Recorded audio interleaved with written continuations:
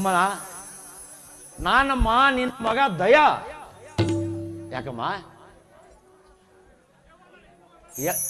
ಯಾಕಮ್ಮ ನನ್ನ ಜೊತೆ ಮಾತಾಡುದಿಲ್ಲವೇನಮ್ಮ? ಅಮ್ಮ ನಾನು ಚಿಕ್ಕವನಿದ್ದಾಗ ನನಗೆ ಎಂತೆಂಥ ವಚನಗಳನ್ನ ಬುದ್ಧಿಗಳನ್ನ ಹೇಳಿ ದಯವಿಲ್ಲದ ಧರ್ಮ ಅದಾವುದಯ್ಯ, ದಯವಿರಬೇಕು ಸಕಲ ಪ್ರಾಣಿಗಳಲ್ಲಿ, ದಯವೇ ಧರ್ಮದ ಮೂಲ ಅಂತ ನನಗೆ ತಿಳಿಸಿಕೊಟ್ಟು ನನ್ನ ಜೀವನ ಪಾವನ ಮಾಡಿ ನನ್ನಿಂದ ದೂರ ಹೋಗ್ಬಿಟ್ಟೆ ಇಲ್ಲಬ್ಬ, ನನ್ನಿಂದ ದೂರ ಹೋಗ್ಬಿಟ್ಟೆ ಇಲ್ಲಬ್ಬ. ಅಮ್ಮ ದೊಡ್ಡವ್ರ ಜೊತೆ ಹೇಗೆ ಬದುಕಬೇಕನ್ನೋದನ್ನ ಹುಲ್ಲಾಗು ಬೆಟ್ಟದಡಿ ಮನೆಗೆ ಮಲ್ಲಿಗೆಯಾಗು ಕಲ್ಲಾಗು ಕಷ್ಟಗಳ ವಿಧಿಫಲಿಸುರಿಯೇ ಎಲ್ಲರೊಳಗೊಂದಾಗು ಮಂಕು ತಿಮ್ಮ ಅಂತ ಹೇಳಿ ನನ್ನನ್ನು ಬುದ್ಧಿವಂತ ನನಗೆ ಮಾಡಿಬಿಟ್ಟಿಯಲ್ಲಮ್ಮ. ಇನ್ನೊಂದು ವಿಷಯಮ್ಮ, ನೀನು ಹೇಳಿದ್ದು ನನಗೆ ನೆನಪಾಗ್ತಾ ಇದೆ. ರೈತರ ಬಗ್ಗೆ ನೀನು ಸುಂದರವಾಗಿ ಬಸವಣ್ಣವರ ವಚನವನ್ನು ಹೇಳಿದ್ದೀಯಲ್ಲಮ್ಮ. ಕೃಷಿ ಕೃತ್ಯ ಕಾಯಕ ಮಾಡುವ ಸದ್ಭಕ್ತನ ಪಾದವ ತೋರಿಸಿ ಬದುಕಿಸಯ್ಯ. ಆತನ ತನು ಶುದ್ಧ, ಆತನ ಮನೆ ಶುದ್ಧ, ಆತನ ಭಾವ ಶುದ್ಧ, ಆತನ ಮನೆ ಹೊಕ್ಕು ಲಿಂಗಾರ್ಚನೆ ಮಾಡಿದ ಗುರುಪಾವನ ನೋಡ. ಅಮ್ಮ ಇಷ್ಟೆಲ್ಲ ಹೇಳಿ ನಾನು ನಿನ್ನ ಮಗ ಬಂದಿದ್ದೀನಮ್ಮ. ಮಾತಾಡಮ್ಮ, ಮಾತಾಡು.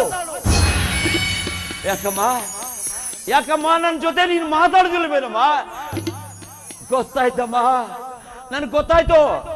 ನಿನ್ನ ಮಗ ತುಂಬಾ ಹುಳಾಳ, ಹಠಮಾರಿ, ವಾಚಾಳಿ ಅಂತ ನನ್ನ ಜೊತೆ ಮಾತಾಡ್ಬಿಟ್ಟಿದ್ದೀರಮ್ಮ. ಹೌದಮ್ಮ, ಯಾಕೆ ನಾನು ಹಾಗೆ ಮಾಡಿದೆ ಅಂತ ನಿನ್ಗೇನು ಗೊತ್ತಮ್ಮ? ಮಮತೆಯಿಂದ ಬೆಳೆಸಿದ ಮಾತೆ ನೀನಾಗಿದ್ದೀಯ ಅಂತ ನಿನ್ ಮುಂದೆ ಹಠ ಮಾಡ್ತಾ ಇದ್ದೆ, ವಾಚಾಳಿತನ ಮಾಡ್ತಾ ಇದ್ದೆ. ಈಗ ನಾನು ಯಾರ ಮುಂದೆ ಹಠ ಮಾಡ್ಲಮ್ಮ? ನಾನು ಯಾರ ಮುಂದೆ ಹಠ ಮಾಡ್ಲಿ? ತಂದೆ ತಾಯಿ ಅಣ್ಣ ತಮ್ಮ ಅಕ್ಕ ತಂಗಿ ಯಾರು ಇಲ್ಲದ ಪರದೇಶಮ್ಮ, ನಾನು ಪರದೇಶಿ. ನಾನು ಅದು ಹೇಗೆ ಬದುಕ್ಬೇಕಮ್ಮ? ಅದು ಹೇಗೆ ನಾನು ಬದುಕ್ಬೇಕು ಹೇಳಮ್ಮ? ಅಮ್ಮ ಹೇಳಮ್ಮ, ಅಮ್ಮ ಮಾತಾಡಮ್ಮ. ಒಂದೇ ಒಂದು ಸಲ ನನ್ನ ಜೊತೆ ಮಾತಾಡ್ಬೇಡಮ್ಮ. ನಿನ್ನ ಮಗ ಪಾವನನಾಗಿ ಹೋಗ್ತಾನಮ್ಮ. ಮಾತಾಡಮ್ಮ ಅಮ್ಮ, ಅಮ್ಮ ಮಾತಾಡಮ್ಮ.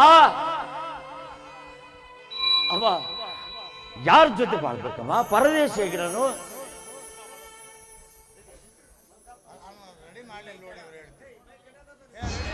ದನಿ ಊಟ ಮಾಡಲು ಬನ್ನಿ ದನಿ. ಲಿಂಗಜ್ಜ ನನಗೆ ಹಸವಿಲ್ಲ, ನೀನು ಊಟ ಮಾಡಿ ಹೋಗಪ್ಪ. ಅಲ್ಲ ದನಿ, ತಾವು 3 ದಿನಗಳಿಂದಲೂ ಊಟ ಮಾಡಿಲ್ಲ. ಕಂಗುಲಾಬಿ ಅಂತ ನಿಮ್ಮ ಮುಖ ಬಾಡಿ ಹೋಗಿದೆ.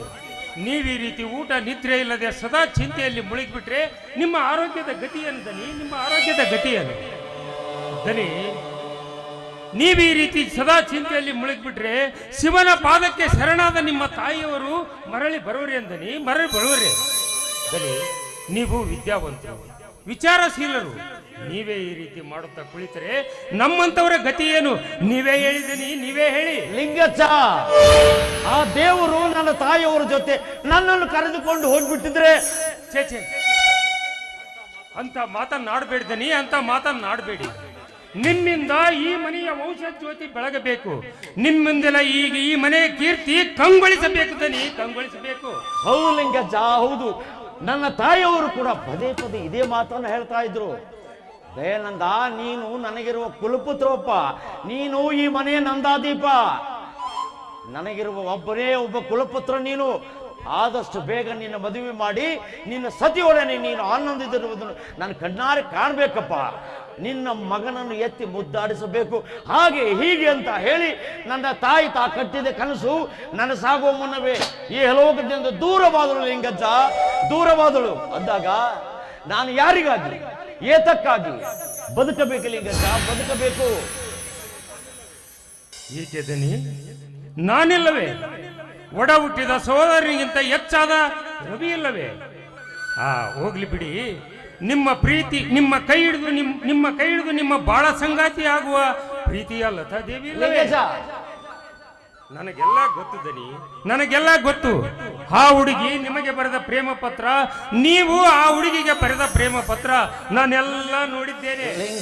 ಲಿಂಗಜ್ಜ, ಅದು ಪ್ರೇಮ ಪತ್ರವಲ್ಲ, ಬರೀ ಸಾಹಿತ್ಯ ವಿಮರ್ಶೆ ಅಷ್ಟೇ. ಅದೇನೇ ಇರಲಿ ದನಿ, ಆ ತಾಯಿ ಸಾಕ್ಷಾತ್ ಲಕ್ಷ್ಮಿ ಇದ್ದಾಗೆ. ಬೇಗ ನೀವು ಅವಳ ಕೈ ಹಿಡಿದು ಈ ಮನೆಗೆ ಕರೆದುಕೊಂಡು ಬಂದ್ಬಿಟ್ರೆ ಆಗ ನೋಡಿದನಿ ಈ ಮನೆ ಸ್ವರ್ಗದನಿ, ಈ ಮನೆ ಸ್ವರ್ಗ. ಆಗಲೇ ಲಿಂಗಜ್ಜ, ಹಿರಿಯ ನಿಮ್ಮ ಆಶೀರ್ವಾದ ನನ್ನ ಮೇಲಿದ್ರೆ ನಾನು ಬಾಳ ಬಂಗಾರವಾಗೋದ್ರ ಸಂದೇಹವೇ ಇಲ್ಲ. ಈಗಲಾದ್ರೂ ಬನ್ನಿದನಿ ಊಟಕ್ಕೆ. ಲಿಂಗಜ್ಜ ಆಗಲೇ ಹೇಳಿದ್ನಲ್ಲೋ, ನನಗೆ ಹಸಿವಿಲ್ಲ, ಬೇಕಾದ್ರೆ ನಾನು ರಾತ್ರಿ ಊಟ ಮಾಡ್ತೇನೆ. ನಿನ್ನ ಸಂತೋಷಕ್ಕಾಗಿ ಒಂದು ಲೋಟ ಹಾಲು ಕೊಡ್ತೇನೆ, ತೆಗೆದುಕೊಂಡು ಹೋಗಿ. ಆಯ್ತು, ತರ್ತೇನೆ.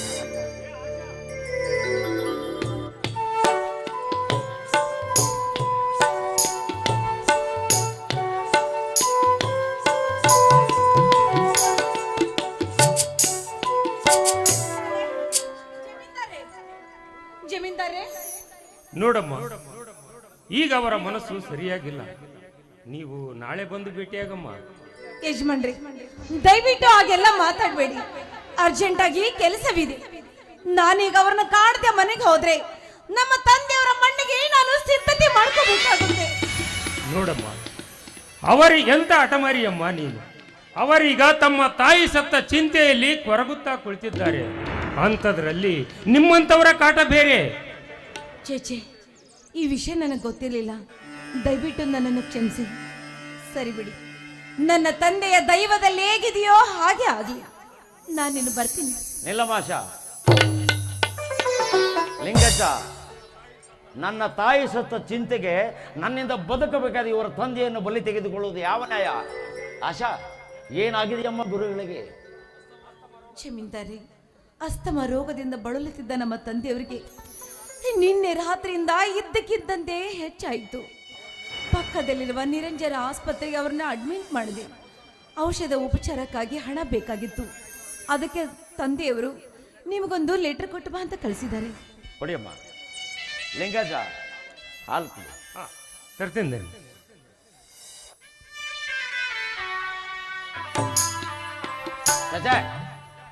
ಎಂಥ ಮಾತು ಸರ್, ಎಂಥ ಮಾತು! ಈ ದಯಾನಂದ ಬದುಕಿರುವವರೆಗೂ ತಾವು ಯಾವತ್ತೂ ಅನಾಥರಲ್ಲ ಸರ್, ಅನಾಥರಲ್ಲ. ಆಶಾ, ತೆಗೆದುಕೊಳ್ಳಮ್ಮ ಹಣ. ನಾಳೆ ಬಂದು ನಾನು ಗುರುಜಿಯವರನ್ನು ಕಾಣುತ್ತೇನೆ. ಜಮೀನ್ದಾರೆ, ನಿಮ್ಮಿಂದ ನನಗೆ ತುಂಬಾ ಉಪಕಾರವಾಯಿತು. ಈ ನಿಮ್ಮ ಸಹಾಯವನ್ನು ನಾನು ಯಾವ ಕಾಲದಲ್ಲಿ ಮರೆಯುವುದಿಲ್ಲ. ಹಾಲು. ಲಿಂಗಜ್ಜ, ದನಿ, ಹಾಲು ತೆಗೆದುಕೊಳ್ಳಿ. ಕೊಡಲಿ. ಬೇಡ ಜಮೀನ್ದಾರೆ, ನೀವು ಮಾಡಿರುವ ಸಹಾಯದಿಂದ ಈ ನನ್ನ ಹಸಿದ ಒಡಲು ತುಂಬಿದಂತಾಯಿತು. ನನಗೆ ಹಾಲು ಬೇಡ, ನಾನಿನ್ನು ಬರ್ತೀನಿ. ಅಲ್ಲಮ್ಮ, ಕುಡಿಯಲಾರದೆ ಅದು ಹೇಗಮ್ಮ ಹೊಟ್ಟೆ ತುಂಬುತ್ತೆ? ತೆಗೆದುಕೊಳ್ಳಮ್ಮ. ಆಶಾ, ಹಾಲೆಂದರೆ ಅಮೃತ ಅಂತ ಹೇಳಿಲ್ಲವೇ ಹಿರಿಯರು? ಅದಕ್ಕಾಗಿ ಅದನ್ನು ತಿರಸ್ಕರಿಸಬಾರ್ದು, ಕುಡಿದ್ಬಿಟ್ಟು ಹೋಗು. ಹಾಗಾದ್ರೆ ತಾವು? ನಾನು ಕುಡಿತೀನಿ.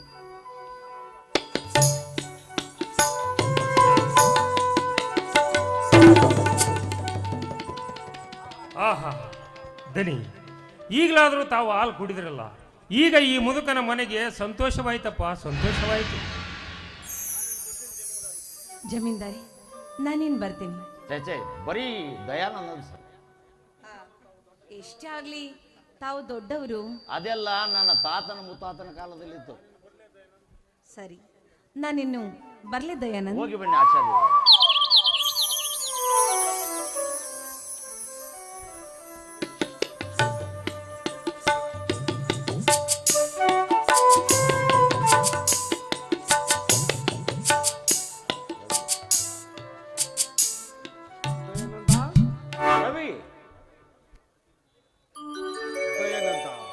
ಅದೆಷ್ಟು ದಿನ ಅಂತ ಈ ರೀತಿ ನೀನು ನರಳಾಡುತ್ತಿರುವಿಯಪ್ಪ ದಯಾನಂದ?